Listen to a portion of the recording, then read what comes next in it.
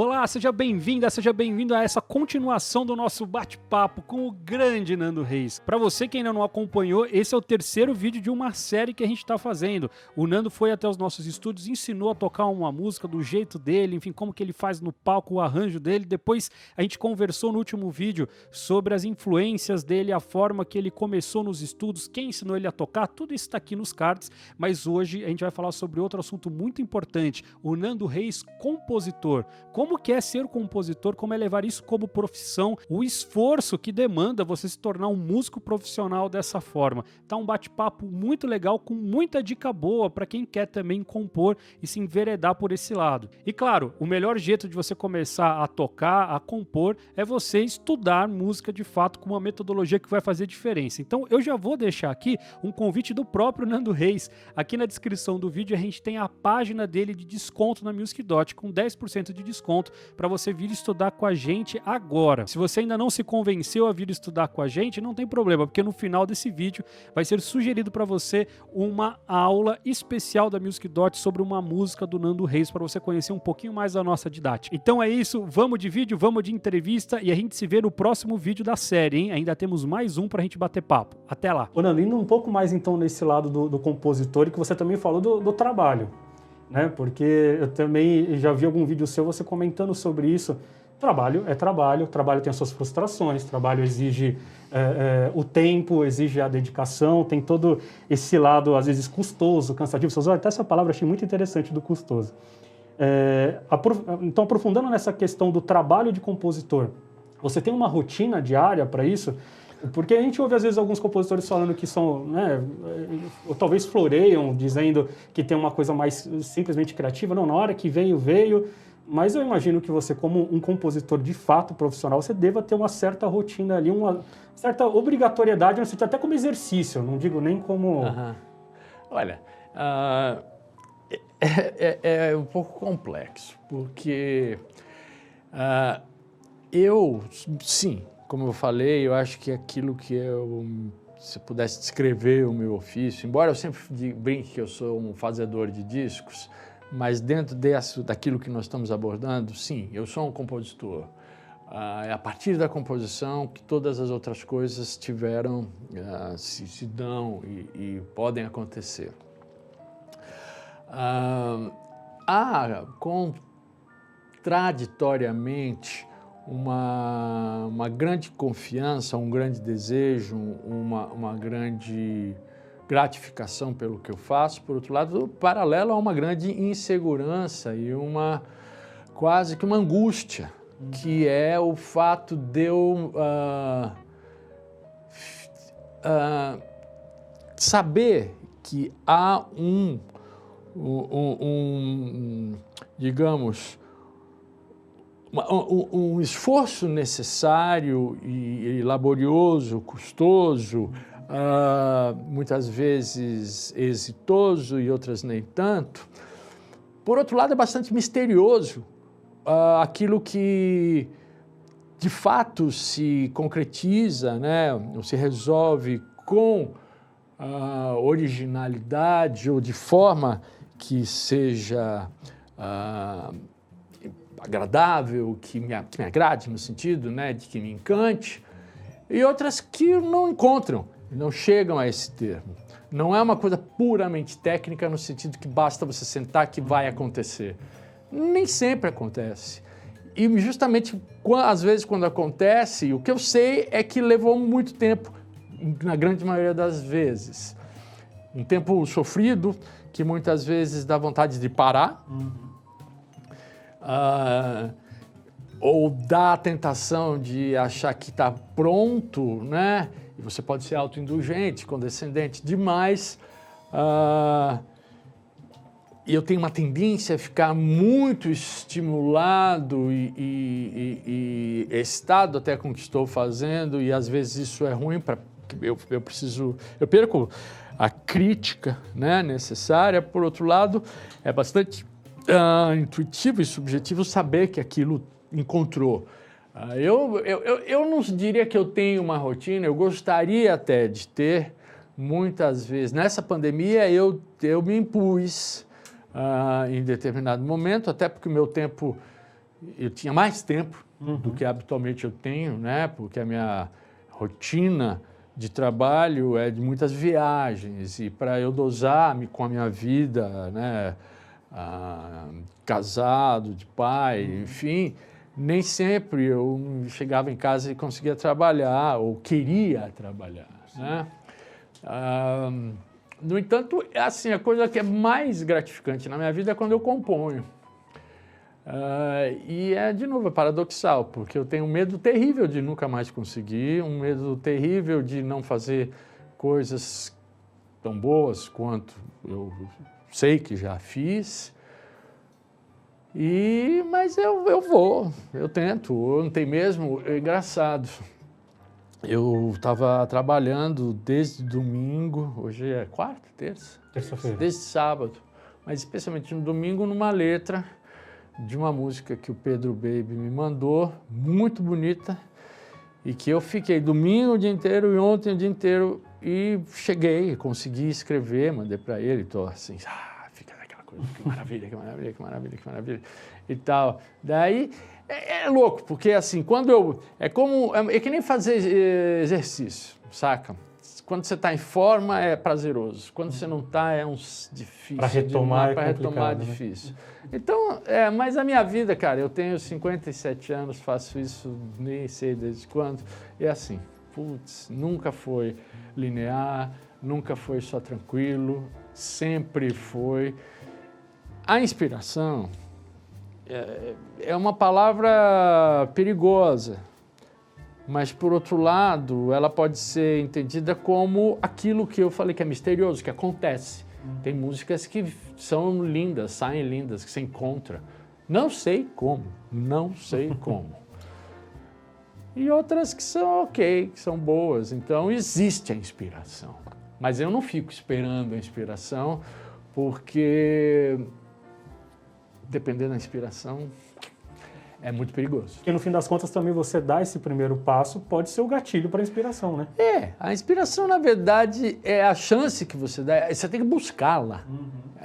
É uma questão de proatividade, de ter a iniciativa. E isso que é muito difícil, porque quando eu tenho o excesso de expectativa, eu tendo a me paralisar ao invés de ir atrás. No entanto, na hora que eu consigo disparar, eu fico quase que obsessivamente mergulhado, porque aquilo passa a ser muito gratificante, prazeroso, e daí dá vontade, e eu gosto, e eu sei que para uma coisa ficar bem acabada, é preciso burilar, é preciso ir ali. Como eu sou um compositor que faço letra e música, a palavra, até a melodia, de uma certa maneira... Eu não sei porque ela se forma de uma maneira quase mais intuitiva, sabe? À custa de um vocabulário, enfim, que eu não sei descrever. A palavra não, experimento, tenta, não deu certo, vai, é erro e acerto, cara. É quase físico mesmo, embora seja totalmente mental, físico no sentido de que exige se debruçar e fazer, mas porque a música, assim, de novo, sou um compositor, como é que você sabe que uma música está pronta? Mistério também. Mas, de alguma maneira, essa coisa é meio subjetiva, mas eu chamo de resolução, sabe? Quando o sentido que você pretende buscar e dar a uma ideia, que em primeiro momento como emoção ela é vaga, eu não escrevo muito com conceitos, embora isso também eu tenho algo que eu pretendo dizer. Muitas vezes eu não sei como dizer o que eu estou sentindo, outras vezes eu preciso buscar uma forma de dizer o que estou pensando. Ela é uma coisa, a resolução é quando tudo parece equilibrado, tudo parece estar bem amarrado e a favor dessa clareza, né, na comunicação, embora essa clareza possa ser justamente uma sobreposição de sentidos que não tenham uma única interpretação, ou seja, não está claro, não é 1 mais 1 é 2, não é matemática, saca? embora todo mundo fale que música é matemática, eu nunca fiz matemática e sou um péssimo matemático. Então, até inclusive abandonei a faculdade de matemática. Música para mim não sei o que. Não difícil, Felipe. Você tem alguma superstição assim no sentido de se eu colocar essa palavra nessa música, vai ser sucesso? Não. Ou aquela sequência de acordes, de repente. Não, isso Olha, a primeira coisa, você tocou num ponto importante. Sucesso. Todo mundo quer fazer sucesso. Agora precisa entender o que é exatamente sucesso para cada um. Dinheiro, arrumar namoradas, namorados, aparecer na televisão. Tudo isso está associado e para mim, de um modo geral, isso tudo são consequências de algo que eu busco. E falo isso sem falsa modéstia, com toda sinceridade, que é a gratificação de uma realização que é anterior, que antecede aquilo que é a própria publicação, que é a minha satisfação com aquilo que eu pretendo compor, fazer uma música que seja bela. O único critério que eu tenho é pessoal.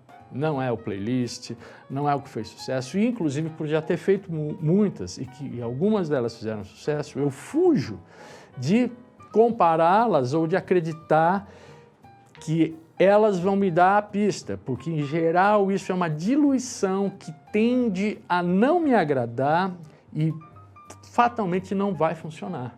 Ou se funcionar, vai ter uma vida muito curta. Então, assim, padrões. Eu, como sou um instrumentista muito rudimentar, meu conhecimento harmônico, isso é uma das coisas que mais me preocupa. Eu tenho, se você olhar, observar minhas composições, fizer uma análise, elas têm padrões. E muito simples. Você poderia achar que é uma fórmula. Infelizmente, eu tenho que lidar com isso porque eu tenho essa limitação, essa pobreza ou esse vocabulário restrito, no qual eu acredito que eu faça a distinção entre elas e, consequentemente, a sofisticação e busca a originalidade através de uma outra área no qual eu acho que eu sou muito mais preparado, que é com a palavra e até mesmo na concepção melódica, sabe?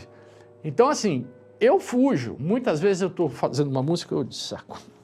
Eu tenho que deixar o violão de lado, senão eu vou incorrer na mesma cadência harmônica e vai ficar igual. Então, em inúmeros casos, eu paro. Aliás, parar é uma coisa super importante, sabe?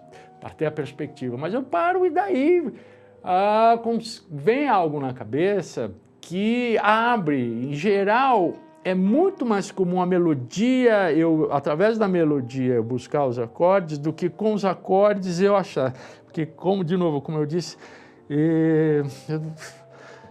eu de certa maneira, falei tanto em música popular brasileira, em bossa nova, mas eu sou um compositor quase que de rock and roll, sabe? 3 acordes básicos. Então, assim, o meu campo harmônico, para quem se for analisar, é muito, muito simples. Mas você falou, eu vou aproveitar, que eu acho que tem bastante gente que almeja aí ser compositor, ser artista de alguma forma. Então eu queria aproveitar algumas dicas e ali tem, claro, nessa sua fala aí tem uma coisa muito importante. Você já falou que você deve ter umas 300 a 400 músicas lançadas. É menos, sabia? Ontem eu fui ver, eu fiquei frustradíssimo, mas quase 300. Então acho que já é um número que pra gente já é espantoso. E que provavelmente é cerca de 10%, umas 30%, que de fato fizeram esse sucesso, como o pessoal diz, exato, né? Exato. E você, como você está falando, você está muito bem resolvido com isso. E como é importante a gente ter isso na cabeça, de que não vai ser tudo, não vai ser em todas que vão acontecer esse plano X. Nunca. Né? Quer dizer, alguns gênios, alguns grandes, provavelmente têm um percentual digamos, de sucesso muito maior do que o meu. Mas não é. Até porque não se mede, não há valor nisso, sabe? O cara, eu acho que se uma pessoa fez uma música que fez, eu já acho um cara maravilhoso. Cada música é única, Sim. cada música é certo? A quantidade pouco significa, embora, evidentemente, ela seja... Tem consequências muito boas, você consegue trabalhar mais, evidentemente ganhar dinheiro, sobreviver disso, é óbvio que todo mundo... Mas eu sempre penso numa, embora eu goste de fazer discos, o disco é composto de música a música, e a cada música que se faz, uau, é ela que você busca. Então, mas... E além do que, o meu parâmetro de avaliação ou de satisfação, para identificar a qualidade e tudo mais, não é o sucesso público. Não é. Eu me espanto às vezes. Claro que eu estou falando, não vou, a gente sabe, é muito mais fácil o refrão, músicas que têm refrão, em geral, há nas composições, pegar todo o meu trabalho, uma estruturação, mais ou menos, né, estrofes, uma ponte, e chega no refrão, de um modo geral. Eu trabalho dentro de um padrão, não sou uma coisa anárquica, não sou jazzista, não sei nada, não sou, é bastante simples.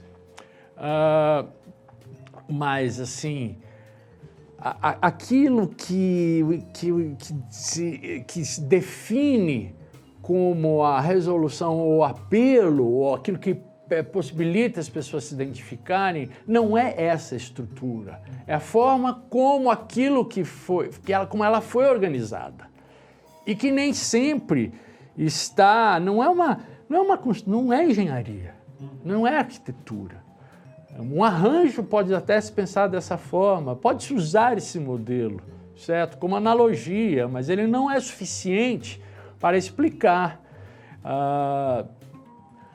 E eu tento fugir dele, porque eu sei, eu faço isso há 40 anos. Então, assim, eu sei, não há uma fórmula que dê conta de resolver aquilo que é o desejo de que cada música seja maravilhosa. Não há.